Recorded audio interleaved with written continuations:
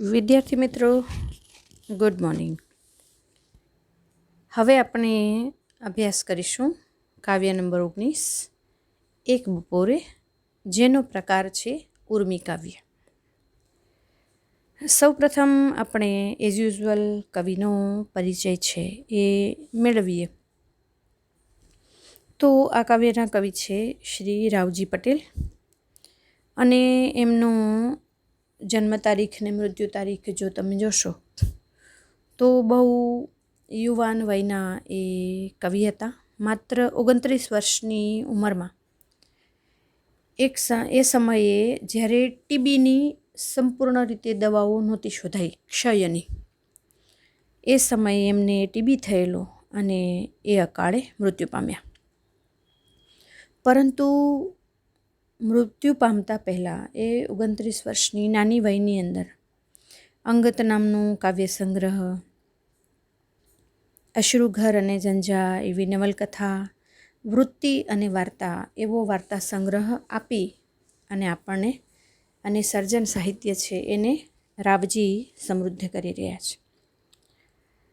બપોર એટલે જીવનનો મધ્ય ભાગ, દિવસનો મધ્ય ભાગ, અને અહીં એમણે બપોરને પોતાના જીવન સાથે કનેક્ટ કરી છે કે બપોર એટલે જીવનનો મધ્ય ભાગ, એટલે કે યુવાની.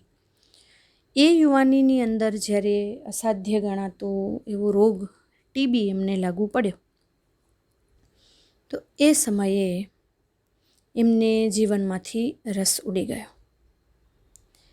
એ ખેડૂત પુત્ર હતા અને ખેતી સાથે સંકળાયેલા એવા પ્રતીકોનો ઉપયોગ કરી તળપદી ભાષામાં એમણે જીવન સાથે સંકળાયેલા આ શબ્દોને પ્રતીક બનાવી અને વ્યક્ત કર્યું છે કે મને હવે જીવન જીવવામાં કોઈ રસ રહ્યો નથી. અને એ સમજાવવા માટે એ શેઢો, ઢોચકી, છાશ, ચલમની તમાકુ, તાપણું, બળદ, હળ, આ બધા ખેડૂતના જીવન સાથે સંકળાયેલા જે શબ્દો છે એનો ઉપયોગ એમણે પોતાની વેદનાને ઉજાગર કરવામાં કર્યો છે. અને એ કૃષિ કવિ છે, કારણ કે ખેડૂતના જીવનની અંદર બનતા ઘણા બધા જે કંઈ પ્રસંગો છે એના ઘણા કાવ્યો એમણે લખ્યા છે. આ કાવ્યની અંદર કટાવ અને મનહર જેવા છંદો મિક્સ કરવામાં આવ્યા છે, મિશ્ર છંદ છે, અને કાવ્ય છે એ એકબીજાની સાથે સંવાદાત્મક રીતે, એટલે કે બોલચાલની લઢણ જે છે, ભાત છે, એમાં લખાયેલું છે. એવી વેદનાશીલ બપોરનું એમણે આલેખન કર્યું છે કે જ્યારે જીવનની અંદર મધ્યાહ્ન હોય, યુવાની હોય, અને સામે જીવનના અનેક રંગી મેઘધનુષને બદલે મૃત્યુનો અંધકાર દેખાતો હોય. સારસી એટલે કે સારસ જે પક્ષી છે એની માદા, પ્રેમના પ્રતીક એવા એ પક્ષીઓ છે. સારસી એ એમને માટે પત્ની, પ્રિયતમાનું પ્રતીક છે, અને એ જાણે ઉડી જાય છે, મતલબ જીવનની ચેતનાનું પ્રતીક એમણે સારસીને બતાવી છે કે એ જ્યારે ઉડી જાય છે, મતલબ કે જીવનમાં હવે કશું બાકી રહ્યું નથી, ન કોઈ કાર્ય કે ન કોઈ વસ્તુ. શક્ય છે કે એમણે જ્યારે મૃત્યુને પોતાની નજીક આવતું અનુભવ્યું હશે ત્યારે એમના મનમાં આવા ભાવો છે એ ઉદ્ભવ્યા હશે. તો આપણે આવું સરસ મજાનું વસ્તુ જગતનું નિરૂપણ છે એને સમજવાની કોશિશ કરીએ. મારા ખેતરને શેઢેથી લ્યા ઉડી ગઈ સારસી. તો શેઢો એ ખેતરની એવી જગ્યા છે જે ખેતરની ચારે બાજુ હોય, એને ખેડવામાં આવતી ન હોય એવી એક પટ્ટી છોડી દેવામાં આવે ખેતરમાં, જ્યાં ઘાસ ઉગતું હોય, કેળી હોય, કંઈક વૃક્ષો વાવેલા હોય, એવું બધું બેસવા માટેની એ ખાલી જગ્યા, એવી એક પટ્ટી છોડવામાં આવે, એ શેઢો. લ્યા એલા એવું જે પુરુષવાચક સંબોધન છે બોલાવવા માટેનું, અને સારસી એમની પત્ની કે પ્રિયતમાનું માત્ર પ્રતીક છે, પણ અહીં એ જીવન ચેતનાના સ્વરૂપમાં છે.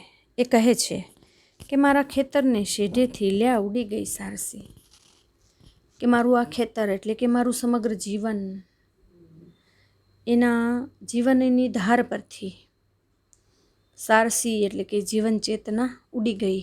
મને હવે કોઈ કાર્યમાં રસ રહ્યો નથી. એટલે સૌ પ્રથમ એ પોતાની માતાને સંબોધીને કહે છે કે માં, ઢોચકીમાં એટલે કે દોણીમાં જે માટીનું વાસણ છે, કે મારે જમવું નથી, તું ઢોચકીમાં છાશ પાછી રેડી દે ને રોટલાને બાંધી દે, કે રોટલા તું ભાતું જે લઈ આવી છો, મારે જમવું નથી, મને એમાં રસ રહ્યો નથી.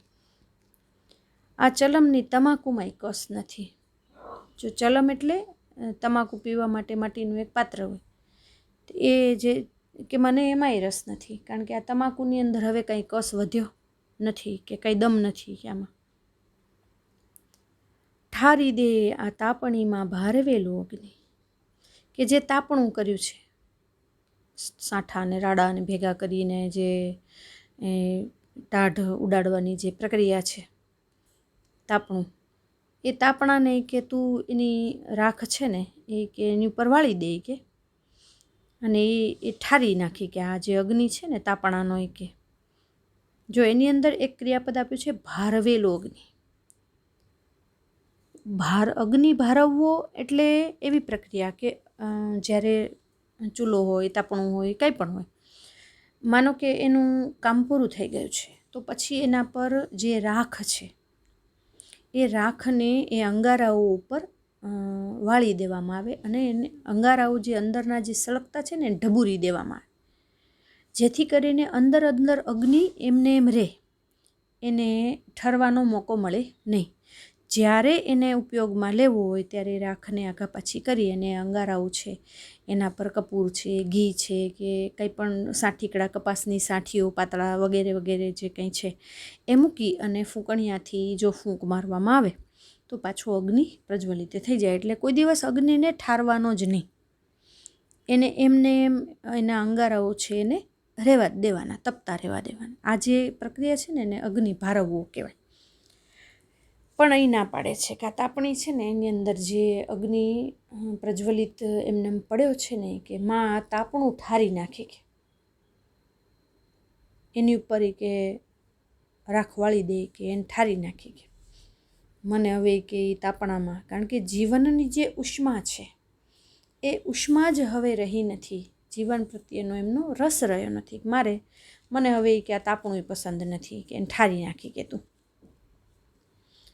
મને મહુડીની છાંય તળે પડી રહેવા દે. મહુડી એક પ્રકારનું ઝાડ છે જેના ફૂલડામાંથી દારૂ બનતું હોય છે,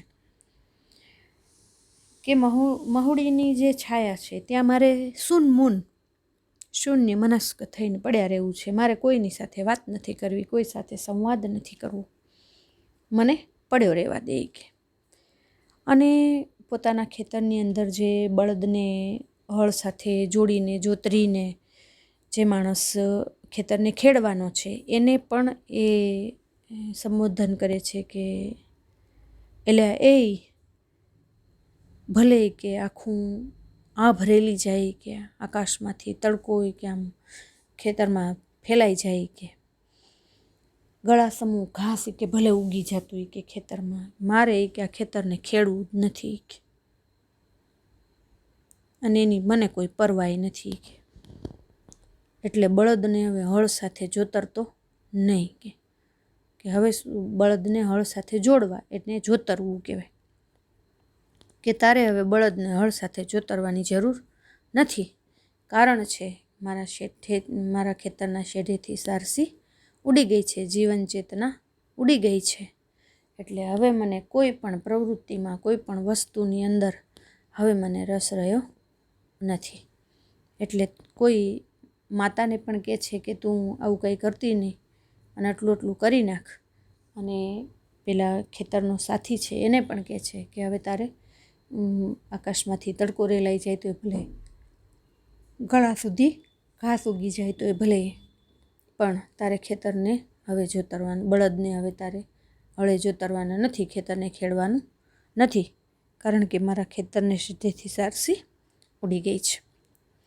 વિદ્યાર્થી મિત્રો, શબ્દાર્થની સાથે સાથે આપણે તળપદા શબ્દોએ જોતા ગયા છીએ. ડોચકી એટલે શું, ભારવવું એટલે શું, અને લ્યા, એલા, લ્યા એવું સંબોધન વગેરે. અને આરામથી તમે પ્રશ્નોના જવાબ છે એ લખી શકશો. ગ્રામજીવનનો અનુભવ આપણે સરસ રીતે આમાં અનુભવી શકીએ છીએ, પણ સાથે સાથે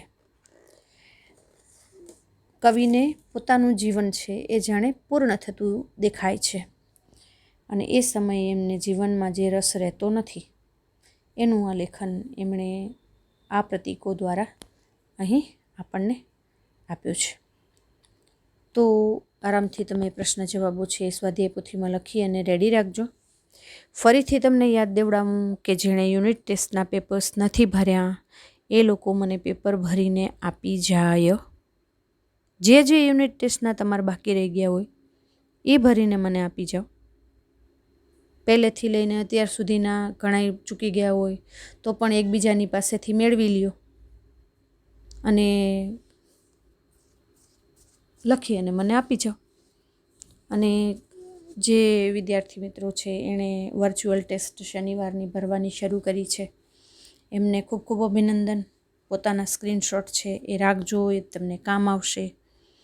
અને આ જે યુનિટ ટેસ્ટના માર્ક્સ છે જ્યારે શાળાઓ શરૂ થશે ત્યારે તમારા માર્ક્સ એ તમને વધુ હેલ્પફુલ થઈ શકશે. એટલા માટે યુનિટ ટેસ્ટ લેવાય છે. આ કોઈ ટાઈમપાસ નથી કે ગવર્મેન્ટ તમારા માટે થઈને એવા કોઈ પ્રયત્ન નથી કરતું. એ માર્ક્સ તમારા જે કંઈ રિપોર્ટ કાર્ડ્સ છે આવશે બોર્ડનું, એની અંદર આ માર્ક્સ ઉપરથી તમારા માર્ક્સ છે એ ઉમેરાશે. એ ડિપાર્ટમેન્ટને દેવાના છે. એટલે મહેરબાની કરીને જે લોકો હજી આને સિરિયસલી નથી લેતા એ મહેરબાની કરીને સિરિયસલી લઈ લઈએ, પેપર કોઈની પાસેથી મેળવી લઈએ.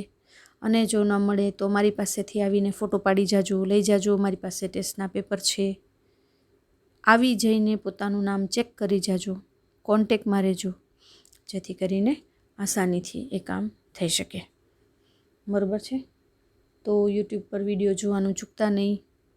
લાઇક, શેર એન્ડ કમેન્ટ તમને કરવાની પૂરેપૂરી છૂટ છે. સો હવે પછીના ભાગની અંદર આપણે ફરી મળીશું. ત્યાં સુધી ટેક કેર.